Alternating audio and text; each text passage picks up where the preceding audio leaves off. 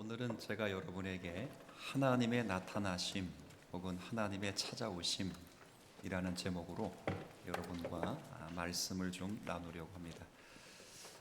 오늘 읽게 된 이 짧은 본문은 영적으로 해이해져 있는 야곱에게 하나님이 다시 나타나셔서 너 베델로 올라가라 이렇게 말씀하시는 그런 내용이에요. 이 말씀을 읽으면서 오늘 두 가지를 생각하게 될 건데, 이 말씀을 하시게 된 배경은 어느 배경에서 이런 말씀을 하셨는지와 그 배경 속에서 그럼 베델로 올라가라 라고 말씀하시는 의미는 무엇인가 하는 것을 생각하면서 이제 이렇게 몇 주 35장을 함께 나누려고 합니다. 먼저 하나님께서 영적으로 안일함 속에 빠져있는 야곱에게 나타나셔서 베델로 올라가라 라고 말씀하셨을 때의 배경은 우리가 이미 야곱의 일대기를 확인한 바대로 창세기 34장의 직후입니다. 조금 쉽게 설명하면 야곱이 20여 년 만에 가나안 땅으로 신실하게 돌아왔을 때요, 그러니까 평안히 돌아왔을 때의 일입니다. 그리고 평안히 돌아왔을 그 당시에 야곱을 가장 두렵게 한 것은 자기를 언젠간 죽일지도 모른다는 형 에서에 대한 공포감이었습니다. 이 문제도 말끔히 하나님의 화해하심을 통해서 다 문제가 해결된 그 시점이었어요.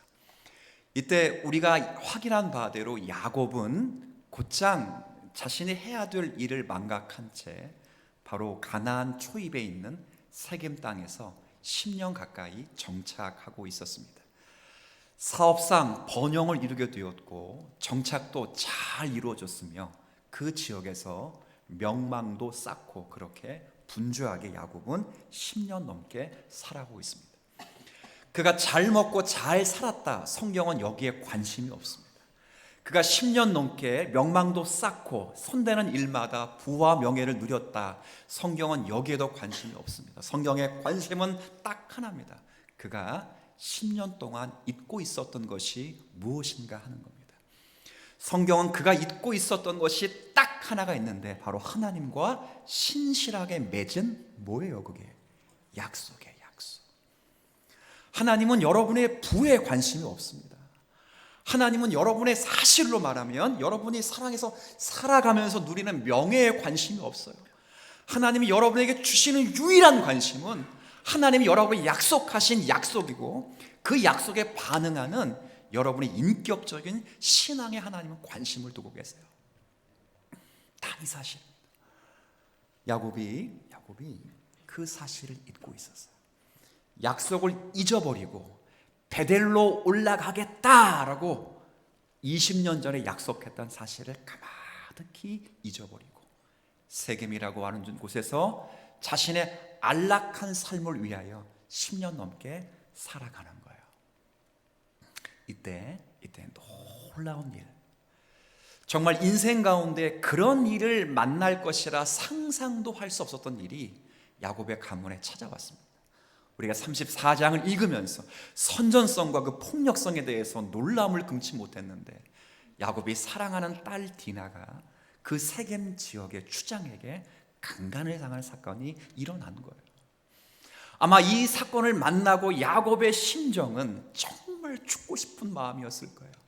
지금까지 살아왔던 야곱의 평생에 90 가까이 살아왔던 야곱의 평생에 가장 괴롭고 힘든 순간이 아니었을까 생각이 들어요. 일찍이 30년 전에 야곱이 아버지 이삭을 피해서 이삭의 집에서 도망 나와서 멀리 피난했을 때의 그 두려움보다 훨씬 강했을 거예요. 20년 동안 삼촌 라반의 집에서 수없이 많은 사기를 당하면서 당한 배신감보다 훨씬 아팠을 거예요. 그리고 20년 만에 탁 돌아왔는데 자기를 죽일 것 같이 덤벼드는 것처럼 보이는 형 에서를 피하기 위하여 하나님과 절망 속에서 만나서 몸부림치며 괴로웠던 그 고통보다도 훨씬 큰 고통이었어요. 아마 추원컨대 야곱은 죽고 싶었을 거예요. 정말 죽고 싶었을 거예요.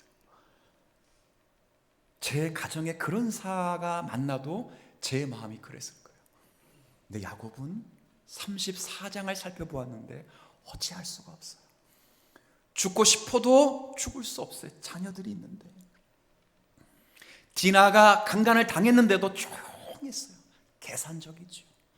자기가 죽을 수도 있고 지금 들녘에 목축업으로 나가 있는 아들들이 죽을 수도 있으니 딸이 강간을 당했는데 통곡하며 울 수 없는 상황이었어요.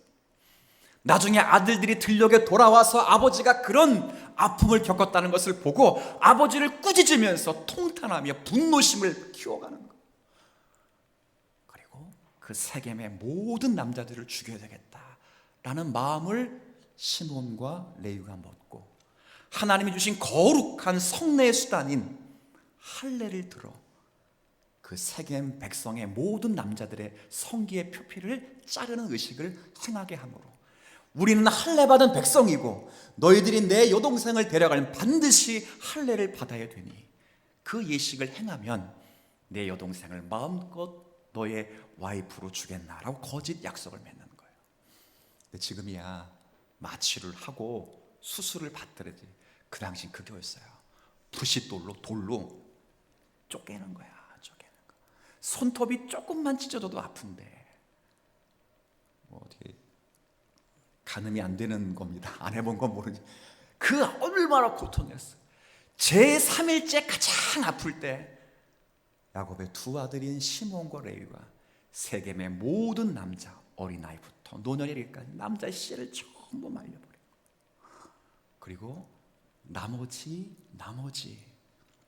아들들이 뒤늦게 그 사실을 깨닫고 남자가 죽었으니 그 세겜 지역의 모든 집안에 들어가서 가축과 보물들을 전부 약탈해서 나오는 거예요. 집안이 풍비박산났어요. 하나님을 부르는 성호는 없어졌고 하나님의 아들들은 전부 거룩성에 손상을 입히고 하나님이 은혜를 받으라고 주시는 성례를 더럽히며 그 지역의 복수심을 불태워 전부 영적인 가문이 쫄딱 망하게 되는 그런 처참한 상황에 이르게 되었어요. 어디 하나 돌아보아도 야곱이 빠져나올 구멍이 질문해 볼게요. 있어요, 없어요? 없어요. 절체절명의 위기 속에 34장 30절에는 너희들이 어떻게 이런 일을 행하여 우리의 집안을 나를 멸망시키려고 하느냐. 그렇죠? 세겜은 가나안 땅의 한 마을이에요. 그 마을에 야곱의 가문이 그런 옹졸한 짓을 했다는 것을 그런 가나안 모든 족속이 알게 되면 가만히 있겠어요? 연대에서 야곱 가문을 쳐들어오면 야곱은 그냥 쫙 멸문주의하러 가는 거예요. 그냥 딱 가는 거예요. 그럴 때 앞을 보아도 길이 없고 뒤를 보아도 헤쳐나갈 길이 없어요. 좌우를 아무리 살펴보아도 빠져나갈 구멍이 없어요. 성경은 다윗이 군굽할 때 하늘을 보고 위로를 얻었다고 말했지만 야곱은 하늘을 봤는데 하늘이 덮여 있어요. 그런 절체절명의 위기 속에서 모두가 다 안 된다고 말하는 거, 모두가 다 자기들을 버린다고 말하는데 그때 유일하게 자기를 상대하기 위하여 찾아오신 분은 언약의 신실하신 살아계신 하나님이신 줄로 믿습니다. 하나님이 찾아오시는 거예요. 자, 그때 인간의 입장에서 야곱을 찾아가는 게 득이 됩니까? 해가 됩니까? 해가 되지. 야곱 편 들면 다 죽는 거야. 다 죽는 거야. 근데 그 못난 야곱을 불쌍히 여기시고 다시 그에게 기회를 주시기 위하여 10년 만에 영적으로 묻어있는 말씀을 가까이 하지 않아요. 은혜라고 말하지만 은혜의 표지에서 전혀 멀어있는 그 백성들의 그 야곱의 귀를 열어 그 고막을 찢으시고 하나님이 강력하게 그에게 말씀하시는 내용이 오늘 본문이에요.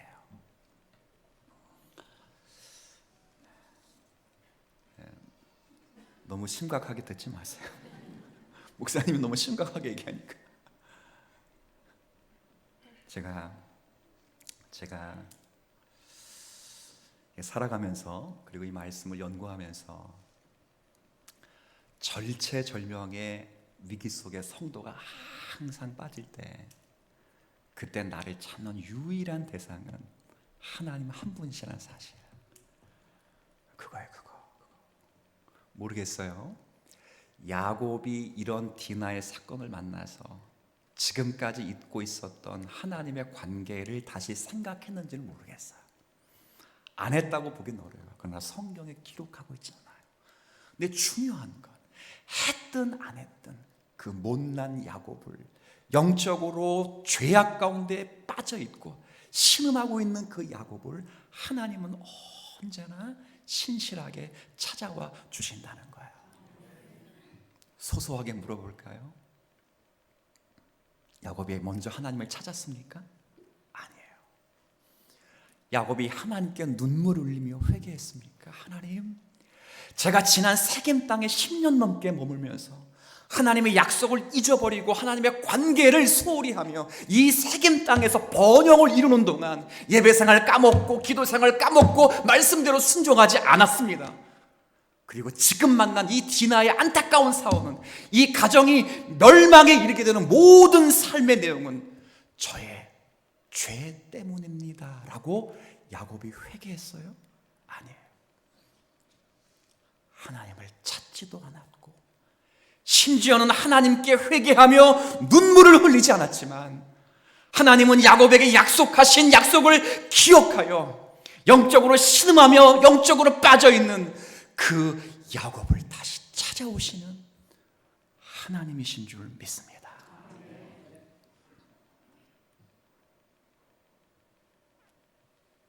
희망이 있어요, 없어요? 있죠. 있는 거예요. 있는 거예요. 있는 거예요. 하나 팁을 알려드릴게요. 여러분이 이 땅에서 살아가면서 여러분도 난 모르는, 그러니까 전혀 예상할 수 없는 고난과 시련을 받을 때가 있어요. 인생 가운데 난 한 번도 없다. 그럼 둘 중에 하나예요. 야, 정말 잘 살았다 하는 것이고, 또 하나는 영적으로 그만큼 무딘 거야. 그러니까 지금이 고난인지도 모르는 게 지금 그분의 시련이야, 사실은. 둘 중에 하나일 거예요. 근데 대부분은 난 모르는 고난과 시련에 빠지기도 해요. 근데 더 안타까운 건 야곱처럼 빠져갈 구멍이 없어요. 뭐 하늘을 보면, 우러러 보면 하나님이 막 찬란한 빛을 주신다고 했는데 막상 그런 일을 만나게 되면 하늘도 탁 덮여 있어요. 은혜가 없어서 덮인 건 아니에요. 태양은 여전히 밝은데 먹구름이 쫙 껴서 그 은혜의 찬란한 영광의 빛이 먹구름을 통과하여 내려오지 못하는 거예요. 탁 막혀 있어요. 그럴 때 꼭 기억하실 건 그때가 하나님이 나를 부르시는 상황인 줄 인지하시는 저와 여러분이 되었으면 좋겠어요. 그때 해야 될 일은 다 멈추는 거예요. 전부 멈추고 하나님께 음성을 들으려고 귀를 잘 열어놓는 거예요. 그러면 뭘 깨닫게 되는가? 하나님이 지금껏 많이 말씀하셨는데 내가 못 들었구나. 하나님은 나를 부르셨고 정말 인간의 표현을 쓰자면 목이 쉬도록 나를 부르셨는데 말씀을 통해 부르시고 기도를 통해 부르시고 성도의 거룩한 교통을 통해 부르시며 심지어는 양심의 작용을 통해 우리에게 날마다 부르셨는데 우리는 세상의 향락을 쫓고 번영을 쫓고 성공을 쫓는 바람에 그의 음성에 귀를 기울이지 못했다 하는 사실을 깨닫게 되는 거예요. 처음 듣는 게 아니에요. 어떤 역경을 만날 때 하나님의 음성에 귀를 기울이면 이 소리가 처음이라는 게 아니라는 거예요. 처음 만났다. 아니요. 10여 년 동안 계속 하나님은 세겜에 있는 야곱에게 말씀하신 거예요. 그러나 야곱이 은혜의 방편을 사용하지 않으니 못 듣는 거예요. 가자 고막을 찢으시는 거예요. 그렇게 찾아오시는 하나님이셔요. 저와 여러분들 그럴 때 수없이 타이르시는 주의 음성에 귀를 기울이시면서 하나님 앞에 나가실 수 있는 성도가 되었으면 좋겠어요. 야곱 보세요. 하나님 없이 행복해 보겠다고. 제가 지난주도 말씀드렸잖아요. 이 야곱이 누구를 이긴 사람이라고요? 하나님을 이긴 사람이라고요. 이 야곱이 누굴 이긴 사람이라고요? 사람. 이게 미래 시제예요. 과거 시제. 딱 한 번 하나님을 이기고 딱 한 번 사람을 이긴 사람이 아니라 앞으로도 계속 하나님을 의지하는 사람, 앞으로도 사람을 의지하는 사람이 아니라 하나님을 의지하여 사람을 정복, 즉 다스리는 사람으로 살아갈 거예요. 그런데 그 역할을 못할 때 하나님은 그런 사람으로 세워주시기 위하여 또 찾아오시는 거예요. 야곱이 그렇게 살아갔을 때 야곱이 행복했을까요? 아니, 여러분들 한번 생각해 보세요. 하나님과의 관계를 소홀히 여기고 여러분들이 세상에서 번영을 이룬다고 동분서주하며 살아갈 때 정말 행복하셨습니까?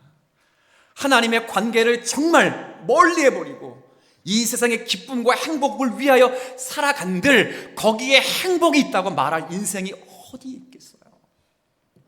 입술로 뿐만 아니라 정말 마음으로 그렇게 누리는 사람이 누가 있어요?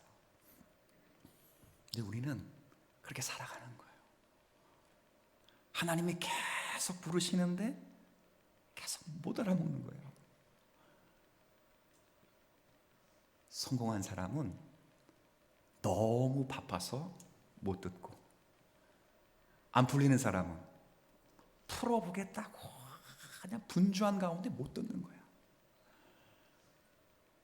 잘 나가든 못 나가든 절체절명의 위기 속에 먼저 생각해두는 할 것은 지금 하나님이 나에게 말씀하신다는 거예요. 엘리야를 보세요. 가장 선지자 중에 능력의 선지자예요. 그런데 딱 한마디에 마음의 온 은혜를 까먹게 됩니다. 이세벨의 딱 한마디, 내가 반드시 저 엘리야를 죽여야 되겠다. 마음에 온통 받았던 소명과 사명 그리고 은혜를 까먹고 전부 도망가는 거.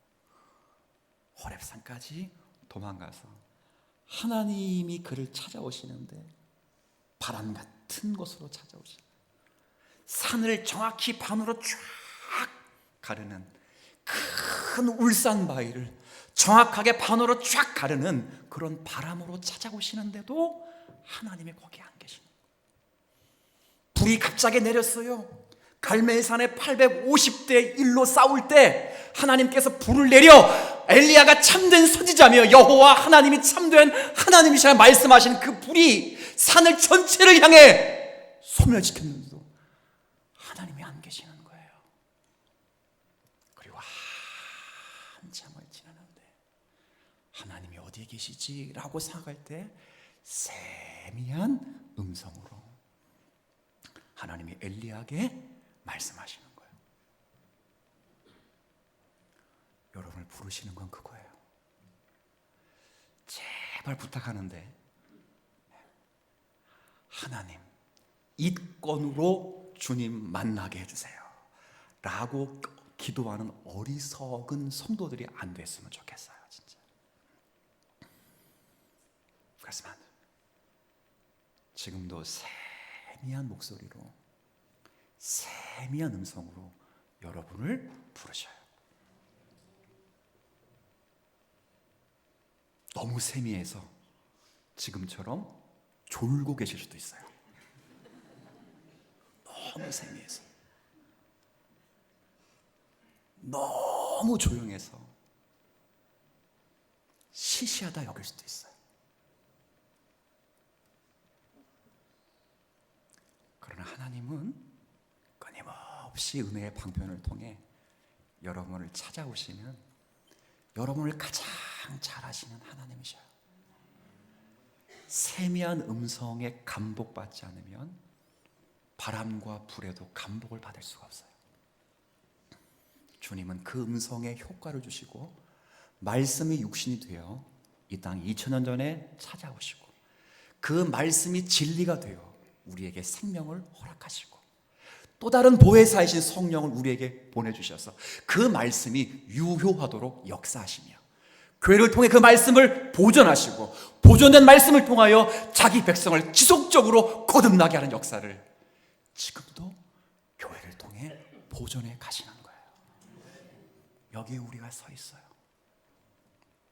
하나님은 그런 분이에요. 하나님 밖에는 아무런 복이 없어요. 어거스틴이 말했어요. 오랜 방황을 끝내고 그가 이런 고백을 합니다. 진짜 참 안식 뭐냐? 하나님 품에 안기기 전까지는 인간에게 참된 안식은 없다. 여러분 나폴레옹 대왕이라는 말을 붙이더라고요, 그렇죠? 대왕 좋습니다. 저도 한번 붙여볼게요. 나폴레옹 대왕 그게. 근데 이분이 노년에 큰 실패를 해서 유배를 당했잖아요. 유배지에 끌려가서 한 기자가 질문을 합니다. 근데 그 한 기자의 질문에 이 나폴레옹이 꼬꾸러졌어요. 그 질문이 뭐냐? 평생 가도 그 질문 처음 받은 거예요. 무슨 질문이었냐? 나폴레옹 왕이시여, 당신은 지금까지 살아오면서 가장 행복한 때가 언제였습니까? 나폴레옹이 언뜻 답을 못하는 거예요.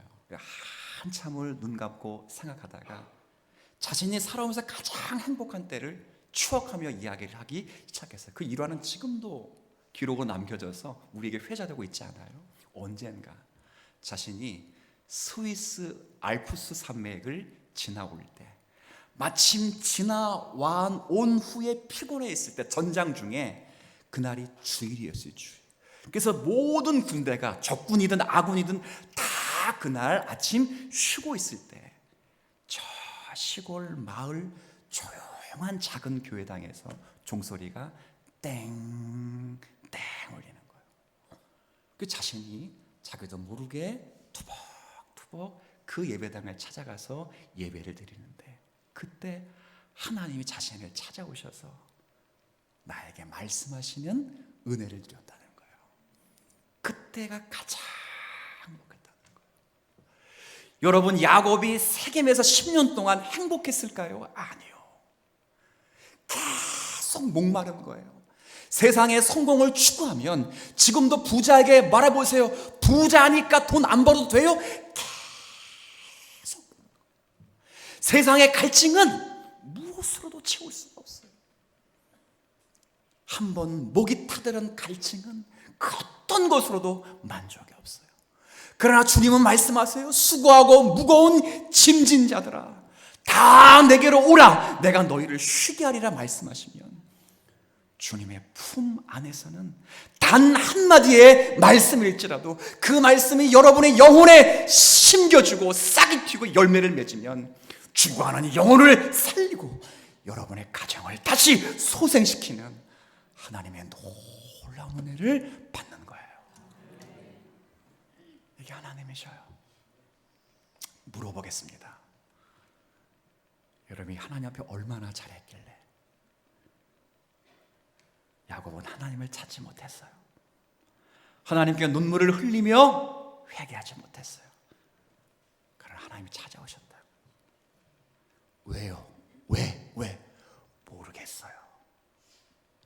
왜 야곱을 찾아오셨는지는 알 수 없지만 단지 하나님은 야곱을 사랑하시기로 작정하시고 창세 전에 그리스도 안에서 그를 선택하시고 선택하신 그 백성을 야곱이 족장이 되도록 단 한순간도 그를 경륜하는데 실패하지 않도록 하나님이 마음을 두시기로 작정하셨기에 하나님은 끊임없이 찾아가시는 거예요. 물어보겠습니다. 여러분, 왜 하나님이 여러분을 찾아오십니까? 하나님을 찾았기 때문에? 아니에요. 우리가 죄인 되었을 때, 우리가 원수 되었을 때, 우리가 연약했을 때 하나님이 그리스도 예수 안에서 우리를 찾아와 주셨어요. 아담과 하와가 범죄하여 나뭇잎으로 자기의 수치를 가리고 나무 뒤에 숨어서 영광스러운 하나님의 찬란한 빛에 어둠을 느끼고 칠흑 같은 어둠 속에서 그가 낮아지기를 소원할 때 하나님은 그를 부르셨던 아버지셨어요. 불순종하는 요나가 끝까지 지속적으로 욥바로 내려가고 바다로 내려가고 바닷속 고래 뱃속으로 내려갈지라도 하나님은 그 고래 뱃속까지 그를 추적하셔서 하나님이 다시 한번 그를 사랑으로 불러 하나님의 놀라운 선지자적 사명을 감당하도록 하신 거예요. 여러분을 왜 사랑했어요? 따라해 주시겠어요? 정말 따라해 주셔야 됩니다. 시시하다고 안 따라해 주시면 안 됩니다. 이번만큼은 따라해 주십시오. 하나님이 여러분을 왜 사랑했는가? 이거 말고 다음 답만. 하나님이 여러분을 왜 사랑했는가? 따라합시다. 모르겠어요. 아니, 왜 안 따라하세요? 다시 한번. 하나님이 여러분을 왜 사랑했습니까?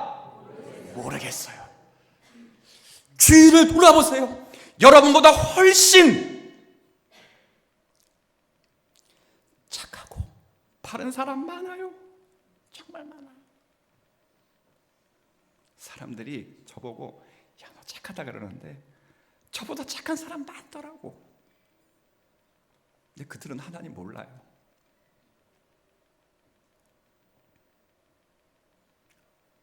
왜 그래 모르겠어요. 사랑하시기로 작정하셨을 뿐이고 그분께 해드린 것이 전혀 없는데 끊임없이 주님이 말씀으로 찾아오시기에 감사할 뿐이에요. 묻습니다. 이 하나님이 저와 여러분의 하나님 맞으십니까? 맞습니까? 그러면 두 번째, 베델로 올라오십시오. 오늘 본문 1절에 보면 하나님 말씀하셔요. 제가 구두로 설명할게요. 네가 너 형 에서의 낯을 피하여 도망하던 그때에 내가 너에게 나타났던 바로 그 베델로 올라가라. 하나님이 지금 뭘 받아먹고자 그러는 게 아니에요. 나타났던 그때 절체절명의 위기 속에서 너를 30년 전에 만났는데 그때 그 감격, 그 은혜, 그 충만, 그 열심으로 다시 돌아오라는 거예요. 하나님이 나타나셔서 큰 사닥다리 천사가 하늘 하나님으로부터 야곱에게 연결된 사다리를 막 오르락내리락 하잖아요. 날개 막 이런 천사가 오르락내리락한 거 어울리지 않지만 여하튼 그때 하나님이 야곱에게 뭐라고 말씀하셨습니까? 지금 초라하게 누워있는 그 땅을 너와 내 자손에게 주고 너와 내 자손이 땅에 먼지같이 많아지게 할 것이며 그 자손으로 말미암아 온 민족이 복을 얻을 것이다. 못 믿겠니? 내가 너를 지키며 내가 너의 아버지 집에 평안히 돌아오게 때까지 내가 너에게 약속한 모든 것을 완전히 이룰 때까지 내가 너를 결코 떠나지 아니하리로다. 그러면 여러분처럼 뭐 하면 되겠어요? 아멘 하면 되잖아. 근데 야곱이 뭐라 했습니까? 아멘 했을까요? 안 했을까요? 안 했어요. 들으니까 너무 좋아. 그래서 하나님께 세 가지 제안을 해요. 무슨 제안을 하냐? 첫 번째, 하나님 말대로 정말 나를 지켜주시고, 두 번째, 먹을 것과 입을 것을 주시고, 세 번째, 아버지 집에 평안히 돌아오게 하시면 조건을 달아요. 그리고 조건만 단 게 아니라 정확한 장사꾼이야. 조건 달고 약속도 세 가지예요. 하나님이 나의 하나님이 될 것이며 지금 누워있어 기둥으로 삼은 이 베델이 하나님 아버지의 집이 될 것이며 내가 가진 모든 것의 10분의 1을 하나님께 드리겠습니다. 3대 3 그잖아요. 길거리 농구하는 게 아니고 전형적인 계산, 전형적인 장사꾼이에요. 그럼 파토나면 되잖아. 그런데 하나님은 세 가지 조건을 다 이루어주셨어요. 그를 지키셨을 뿐 아니라 먹을 것과 입을 것만 주신 것이 아니라 풍족히 주셔 자기 형 에서를 만나기 위하여 세 때로 나눌 수 있는 거부가 되게 하셨을 뿐 아니라 아버지 집에 평안히 돌아올 수 있도록 은혜를 주신 거예요. 그러면 뭐만 남았어요? 야곱이 세 가지 약속을 지키면 되는 거예요. 그런데 야곱은 여전히 하나님이 자기 하나님이 아니셨어요. 단 한 번 은혜로 부르고 정말 은혜의 표지에서 멀어짐으로 자기의 하나님도 아니셨고 베델이 아버지의 집도 아니었고 자신이 가지고 있었던 모든 소유의 10분의 1을 하나님께 드린 것도 아니었어요. 하나님이 베델로 올라가서 제단을 쌓으라는 것은 너 약속 지켜라, 이번엔 네 차례다, 이 말씀하시려는 것이 아니라 그거 약속 받아 먹어서 나도 좀 영광을 누리자, 이 말씀하신 것이 아니라 네가 나를 만났을 때 그 감격, 그 은혜, 그 사랑으로 다시 돌아와라 그런 거예요. 그래서 너가 내가 만들어 줄 은혜 언약의 백성이 되는 일에 네가 다시 한번 열심을 내어 주라. 이게 저와 여러분의 하나님이신 줄 믿습니다. 설득을 받으셔야 돼요.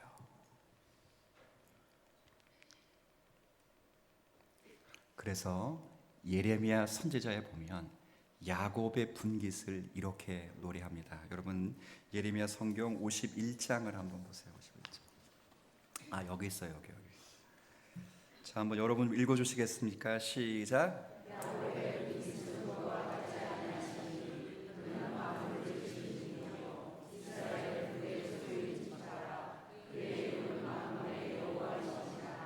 아멘. 야곱이 받을 분깃, 야곱이 받을 목, 야곱이 받을 모든 것은 딱 하나예요. 만군의 여호와 하나님이시 하나님. 딱 하나님이에요. 여러분이 누려야 될 것 딱 하나예요. 하나님 한 분이세요. 그 하나님과 영원토록 교제하는 것, 이게 진짜 복이에요. 예레미야 51장의 내용 독특해요. 45장까지 전부 예레미야가 유다 백성들을 향해서 예언했단 말이에요. 유다 백성들의 심판과 유다 백성들을 향한 하나님의 회복의 말씀을 쭉 선포하시다가 46장부터 마지막 장까지는 유다 민족 옆에 있는 이방 민족들을 향한 하나님의 말씀을 갑자기 하시는 거예요. 순서가 좀 이상해요. 왜 그럴까? 왜 그럴까? 왜 하나님 말 백성에 대한 말씀을 하시다 갑자기 이방 민족을 향한 말씀을 하시고 51장의 말씀은 바벨론을 향해 말씀하시는 거예요. 그러다가 51장에 이 말씀이 등장하는 거예요. 야곱의 분깃은 만군의 여호와 하나님이라는 말씀이 등장하는 거예요. 왜 그럴까? 이 이방 민족들이 전부 유다 민족이 망할 때 직접적으로 간접적으로 간섭한 백성들이에요. 하나님 말씀하신 거예요. 제가 일전에 한번 이런 얘기를 드렸어요. 내 자녀를 훈계하기 위해서 교육받고 특수 훈련받은 훈련소에 입소시켜놨는데 그 조교들이 내 아들을 반죽여버린 거예요. 그럼 부모 가운데 참을 부모가 어디 있냐 그거예요. 하나님께서 유다 백성을 정신 차리도록 하기 위하여 바벨론이라는 나라를 통하여 그 땅을 징계하셨는데, 죄로 말할 것 같으면 바벨론도 유다 못지않게 큰 죄를 지었지만 하나님이 자기 백성을 징계하고 훈련시키기 위하여 바벨론이라는 나라를 통해 맡기셨는데 이 바벨론이 그것도 모르고 유다를 죽여버렸다는 거예요. 분노하시는 거예요. 나는 천지의 주재자이시다. 내가 내 교회를 내가 세우는데 네가 뭐라고? 하나님이 대노하시면서 이방 민족들을 심판하시는 거예요. 그러면서 하신 말씀이 야곱의 분깃은 우리를 지으신 분이시오. 그분의 이름은 여호와 만군의 여호와 하나님이시다는 거예요. 우리의 분깃은 우리의 힘과 우리의 능력이 아니라 우리의 분깃은 우리의 상급은 죽음도 바꾸어 생명으로 만들 수 있는 전능하신 하나님이시라는 거예요. 이게 우리 힘이에요. 그 하나님이 지금 못난 야곱을 찾아가시는데 여러분이 늘 왜 안 찾아오시겠습니까? 그렇지 않아요? 그 못난 야곱을 찾아오셨는데 왜 여러분인들 안 찾아오시겠냐 그 말이에요. 지금도 끊임없이 여러분을 찾아오신 하나님 앞에 여러분들이 베델레 신앙으로 나아가실 수 있는 저와 여러분이 되었으면 좋겠어요. 그럴 때 하나님이 여러분의 정말 하나님이 되어주셔서 하나님을 의지하고 사람을 이기는 백성으로 여러분을 세워주실 줄로 믿고 감사하시면서 한 주간을 보낼 수 있는 저와 여러분이 되었으면 좋겠습니다.